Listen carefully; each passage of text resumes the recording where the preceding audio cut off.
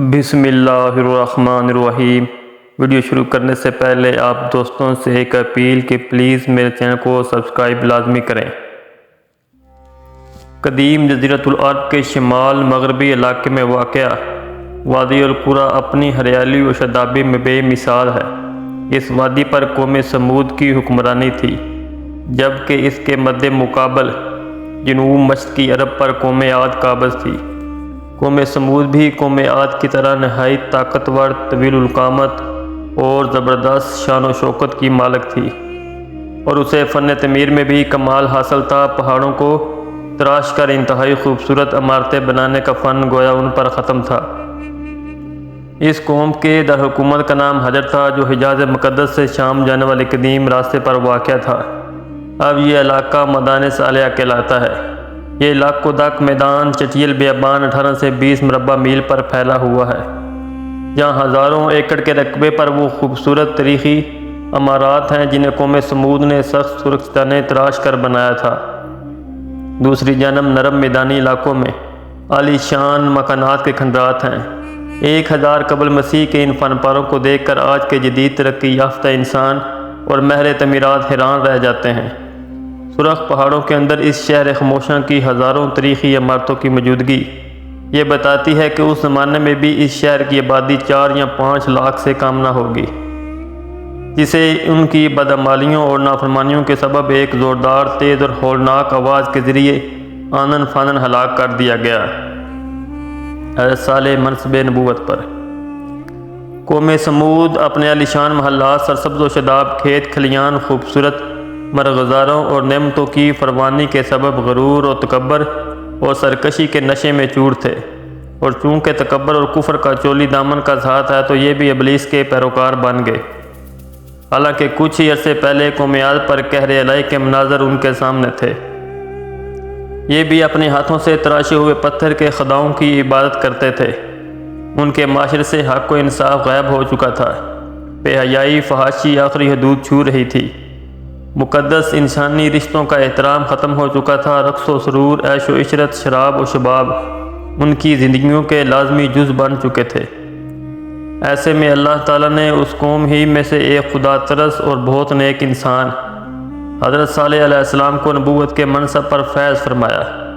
دیگر نبیوں کی طرح حضرت صالح علیہ السلام نے بھی اپنی قوم کو راہ راست پر لانے کی بہت کوشش کی۔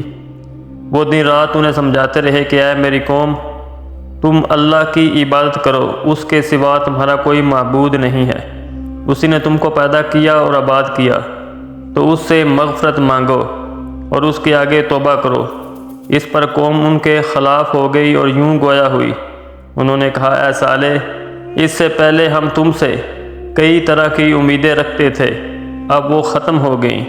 کیا تم ہم کو ان چیزوں سے منع کرتے ہو جن کو ہمارے بزرگ پوچھتے چلے آئے ہیں، اور جس بات کی تم ہم کو بلاتے ہو اس میں ہمیں قوی شبہ ہے؟ سورہ ہود۔ حضرت صالح علیہ السلام سے معاوضے کی فرمائش۔ حضرت صالح علیہ السلام کی مسلسل وعظ و نصیحت اور اس کے نتیجے میں غریب لوگوں کا ایمان لانا قوم سمود کے سرداروں کے لیے تشویش کا باعث تھا۔ دراصل غرور و تکبر کی دلدل میں دھنسے یہ لوگ اس بات کا تصور بھی نہیں کر سکتے تھے کہ کوئی آدمی اس طرح محفلوں اور چوک چراہوں پر کھڑا ہو کر ان کے آباء و اجداد کے خداؤں کی نفی کرے اور صرف ایک اندیکھے رب کی عبادت کی بات کرے۔ چنانچہ اس مسئلے کا حل ڈھونڈنے کے لیے سب سردار سر جوڑ کر بیٹھے اور پھر متفقہ طور پر ایک نتیجے پر پہنچے۔ انہوں نے حضرت صالح علیہ السلام کو بلایا اور کہا، اے صالح، اگر تم اللہ کے سچے پیغمبر ہو تو ہم کو کوئی ایسا معجزہ دکھاؤ جسے دیکھ کر ہمیں تم پر یقین آ جائے۔ حضرت صالح علیہ السلام نے فرمایا، اے میری قوم کے لوگو، تم کیا معجزہ دیکھنا چاہتے ہو؟ انہوں نے کہا کہ ہم چاہتے ہیں کہ یہ جو سامنے چٹان ہے، اس میں سے ایک ایسی اونٹنی برآمد کرو جو گابن ہو، بچہ دے، ہم سب کے لیے دودھ مہیا کرے، اور اس میں فلاں فلاں خوبیاں ہوں۔ حضرت صالح علیہ السلام نے ان سے فرمایا، اگر میں تمہاری شرط پوری کر دوں تو کیا تم اللہ پر ایمان لے آؤ گے؟ انہوں نے جواب دیا، ہاں، ہم تمہارے رب پر ایمان لے آئیں گے۔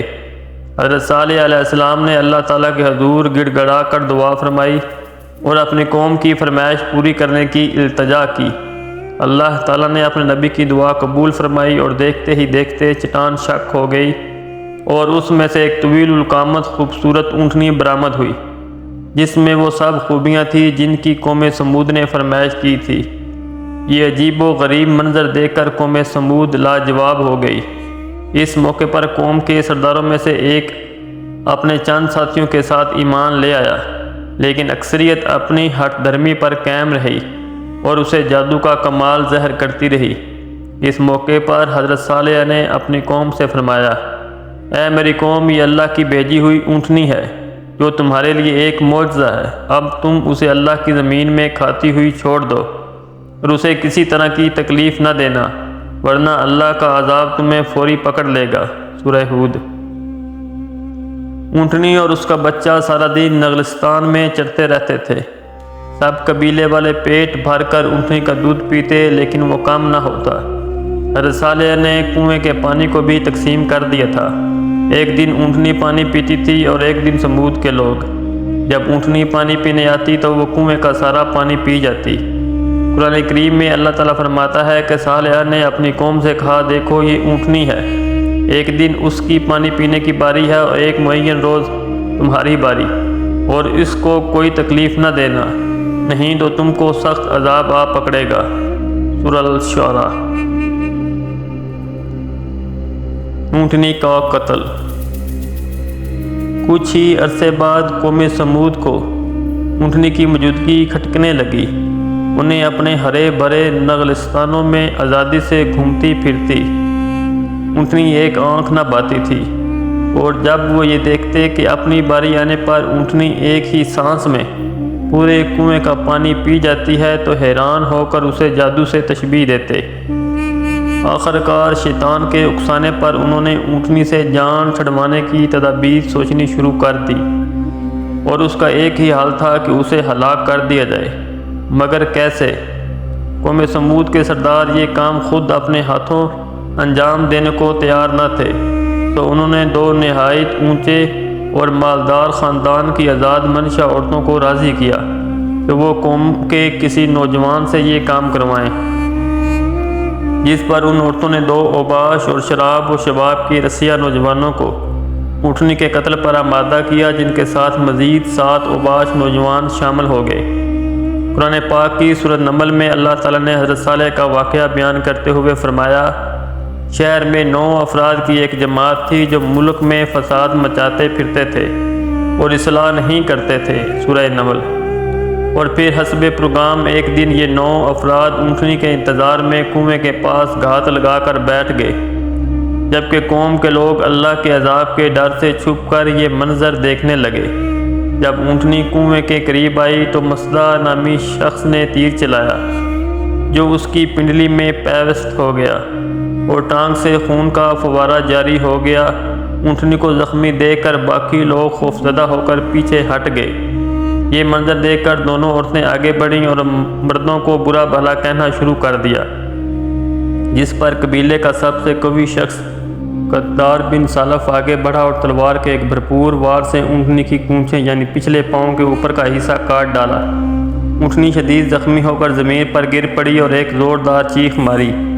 اسی اثناء میں زخمی اونٹنی کو گھیرے میں لے کر اس پر نیزوں اور تلواروں کے لاتعداد وار کیے گئے، جس سے وہ ہلاک ہو گئی۔ ادھر اس کا بچہ بھاگتا ہوا پہاڑ پر چڑھا اور چیخیں مارتا غائب ہو گیا۔ ایک روایات میں یہ بھی ہے کہ ان درندوں نے پیچھا کر کے اسے بھی مار ڈالا۔ واللہ عالم۔ حضرت صالح علیہ السلام کے قتل کا پروگرام۔ اونٹنی کے قتل کے بعد جب ان لوگوں نے دیکھا کہ کوئی عذاب نازل نہیں ہوا تو مارے خوشی کے دیوانے ہو گئے اور جشن مناتے ہوئے چیخ چیخ کر حضرت صالح کو چیلنج کرنے لگے کہ تم جس عذاب سے ڈراتے ہو اسے لا کر دکھاؤ۔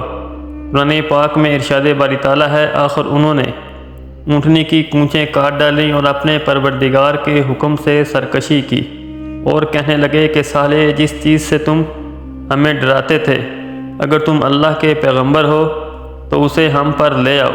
سورہ اعراف۔ ناقۃ اللہ کے قتل کی خبر سن کر حضرت صالح آبدیدہ ہو گئے اور فرمایا، اس بد نصیب قوم کو اب اللہ کے عذاب سے کوئی نہیں بچا سکتا۔ ادھر سمود کے لوگوں کی دیدہ دلیری اور جرأت میں مزید اضافہ ہو گیا۔ ان کے دل سے ڈر اور خوف نکل چکا تھا، چنانچہ انہوں نے اسی رات حضرت صالح علیہ السلام کو بھی قتل کرنے کا پروگرام بنا لیا تاکہ اونٹنی کے ساتھ ان کا بھی قصہ ختم ہو جائے۔ وہ 9 افراد ایک پہاڑ کی گھاٹی میں چھپ کر بیٹھ گئے تاکہ جب حضرت صالح علیہ السلام وہاں سے گزریں تو انہیں قتل کر دیں، مگر کائنات کا مالک اللہ قوم سمود کے ہر مکر و فریب اور شیطان کی چال بازیوں سے خوب واقف تھا۔ چنانچہ پہاڑ سے ان پر پتھر برسائے گئے جن سے وہ سب ہلاک ہو گئے۔ دوسرے دن جب لوگوں کو وہاں سے گزر ہوا تو دیکھا کہ 9 کے 9 افراد پتھروں کے نیچے مرے پڑے تھے۔ عذاب الہی کا نزول۔ حضرت صالح علیہ السلام کو اونٹنی کے قتل کا بڑا غم تھا۔ اب اتمام حجت ہو چکا تھا، اللہ تعالیٰ کے وعدے کے مطابق اب عذاب آنا ہی تھا۔ لہٰذا حضرت صالح علیہ السلام نے اپنی قوم کو مطلع فرمایا کہ اب تمہارے پاس عیش و عشرت کے صرف 3 دن بچے ہیں، اس کے بعد ایک سخت عذاب تم پر نازل ہوگا۔ اللہ تعالیٰ فرماتا ہے کہ جب انہیں نے کونچیں کاٹ ڈالیں تو صالح نے کہا کہ اپنے گھروں میں 3 دن اور فائدہ اٹھا لو، یہ وعدہ جھوٹا نہیں ہے۔ سورہ ہود۔ حضرت صالح علیہ السلام کی بات سن کر وہ لوگ ہنسی مذاق اور استہزاء کرنے لگے اور تنزیہ استفسار کیا کہ یہ 3 دن ہم کیسے گزاریں گے۔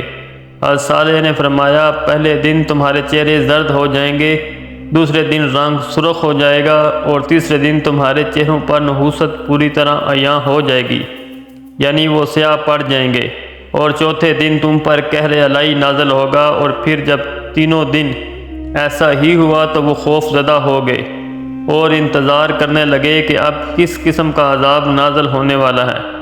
ابھی چوتھے دن کا سورج طلوع ہی ہوا تھا کہ آسمان سے ایک بہت تیز چیخ کی آواز چنگھاڑ کی صورت بلند ہوئی، جس نے ان کے کانوں کے پردے پھاڑ دیے، دل دہلا دیے۔ چیخ کی آواز کے ساتھ ہی ان کی روحیں جسموں کا ساتھ چھوڑنے لگیں اور وہ اپنی اپنی جگہوں پر اوندے پڑے سسک سسک کر ختم ہونے لگے۔ کچھ ہی دیر میں لاکھوں افراد پر مشتمل نہایت قوی اور طاقتور قوم جانوروں کے کھائے ہوئے بھوسے کی طرح ڈھیر ہو چکی تھی، اور کفر و شرک میں مبتلا غرور و تکبر میں ڈوبے لوگوں کا شاندار اور بارونق شہر خاموشہ میں تبدیل ہو کر ہمیشہ کے لیے عبرت کا نشان بن گیا۔ اللہ تعالیٰ کا قرآن پاک میں ارشاد ہے، اور جن لوگوں نے ظلم کیا تھا ان کو چنگھاڑ کی صورت میں عذاب نے آ پکڑا تو وہ اپنے گھروں میں اوندے پڑے رہ گئے، گویا کبھی ان میں بسے ہی نہ تھے۔ سن رکھو کہ سمود نے اپنے پروردگار سے کفر کیا، اور سن رکھو سمود پر پھٹکار ہے۔ سورہ ہود۔ اللہ تعالیٰ نے اس عذاب سے حضرت صالح علیہ السلام اور ان پر ایمان لانے والوں کو محفوظ رکھا۔ چنانچہ اللہ تعالیٰ نے فرمایا، جب ہمارا حکم آ گیا تو ہم نے صالح کو اور جو لوگ ان کے ساتھ ایمان لائے تھے ان کو اپنی مہربانی سے بچا لیا اور اس دن کی رسوائی سے محفوظ رکھا۔ بے شک تمہارا پروردگار طاقتور اور زبردست ہے۔ سورہ ہود۔ نبی کریم صلی اللہ علیہ وسلم کا وادی سمود سے گزر۔ مسند احمد میں حضرت ابن عمر رضی اللہ تعالی عنہ سے مروی ہے کہ 9 ہجری میں رسول اللہ صلی اللہ علیہ وسلم تبوک جاتے ہوئے جب وادی سمود سے گزرے تو آپ صلی اللہ علیہ وسلم نے اس ویران اور اجڑی جگہ کو دیکھ کر صحابہ سے فرمایا، یہاں سے جلدی سے گزر چلو، اور اگر پانی کی ضرورت ہو تو صرف اس کنویں کا پانی استعمال کرو جس سے حضرت صالح علیہ السلام کی اونٹنی پانی پیا کرتی تھی۔ بعض صحابہ نے دوسرے کنویں سے پانی لے کر آٹا گوندھ لیا تھا، آپ صلی اللہ علیہ وسلم نے اسے پھینکوا دیا۔ اس عرصے میں آپ صلی اللہ علیہ وسلم مسلسل توبہ و استغفار کرتے رہے۔ پھر نبی کریم صلی اللہ علیہ وسلم نے اپنے صحابہ کو منع فرمایا کہ قوم سمود جو عذاب سے ہلاک ہوئی ان کے گھروں اور بستیوں میں نہ جائیں، اور فرمایا کہ مجھے خوف ہے کہ کہیں تم کو بھی وہی عذاب نہ پہنچ جائے جو ان کو پہنچا تھا، لہذا ان کے پاس نہ جاؤ۔ حضرت صالح علیہ السلام کی عمر اور مزار۔ ابن کثیر رحمۃ اللہ علیہ کے مطابق آپ علیہ السلام کا انتقال 280 برس کی عمر میں ہوا۔ مفسرین میں اس پر مختلف آراء ہیں۔